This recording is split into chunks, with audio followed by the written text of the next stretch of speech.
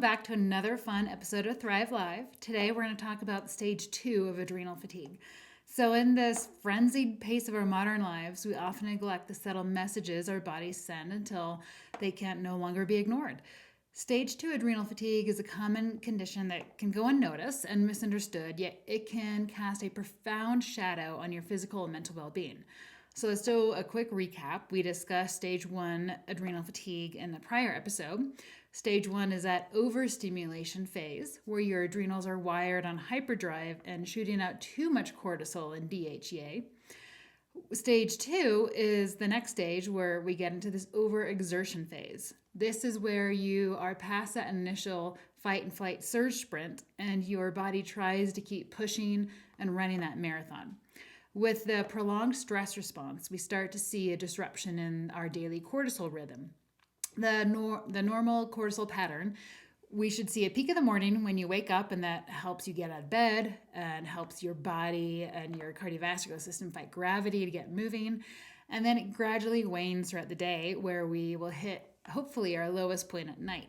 That pattern is crucial for having the waking energy in the morning and the brain clarity, and then having those lower levels at night that allow you to sleep. But during this phase 2 of adrenal fatigue, we can commonly see a disrupted cortisol pattern where we might see cortisol is high consistently throughout the day when we do testing.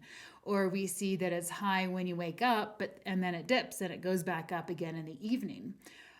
Or as we kind of move towards that next phase, phase 3, the exhaustion phase, which we'll get into in the future, we can start to see it low in the morning and then it starts to raise in the evening. So we have a flipped curve.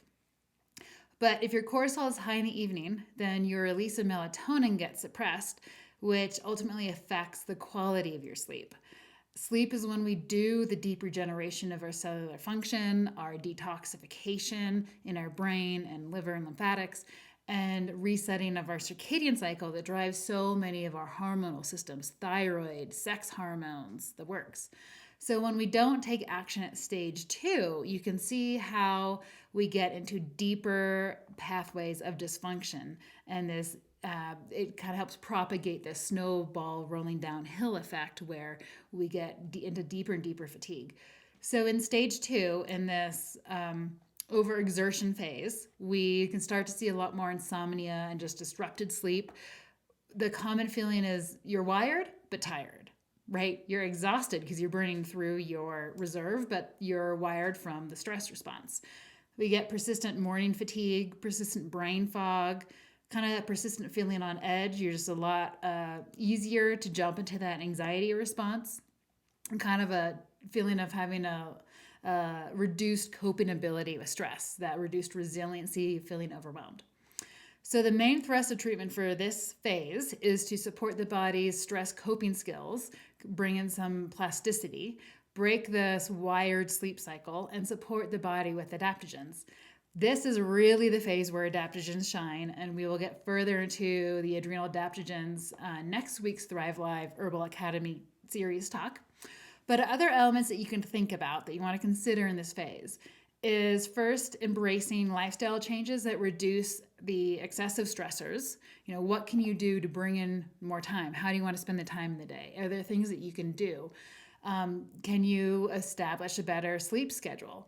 And so some of the examples could be practicing mindfulness, meditation, just taking 1 hot minute to do 3 deep breaths.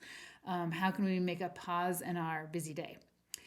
Second is blood sugar. So imbalanced blood sugar is actually quite a dramatic physiological stressor. And I see so many people start the day off with coffee on an empty stomach, and that just jumps into this overwired adrenal pathway.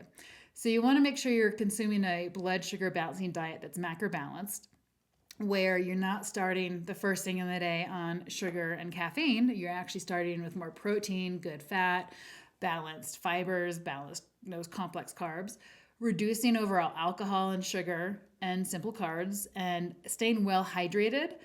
The hydration is actually very, very key for our adrenals. Our cells can't function when we're dehydrated.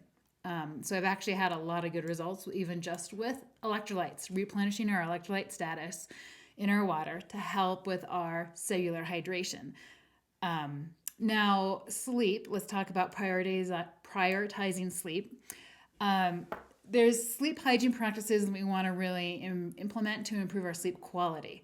I love talking about the technology fast. So, cutting out technology an hour before bedtime, that can really help to calm down the brain and overstimulation response. Putting that to-do list aside, doing something fun, playing cards, playing a game, doing coloring, reading a book. And then also just creating a relaxing sleep environment that's conducive to sleep in your bedroom. And finally, when it comes to exercise, this one's actually really key, is choosing more gentle movement over high intensity. High intensity and excess cardio will actually trigger an inflammatory stress response and is going to propagate that overstimulation phase. So at this stage 2 phase, you really need more restorative exercises like yoga, tai chi, gentle walking. So I'm excited to reconvene next week when we get into the adrenal adaptogens that are amazing in this phase. But for now, I hope you were able to take away some key points, and we will see you next week. Bye.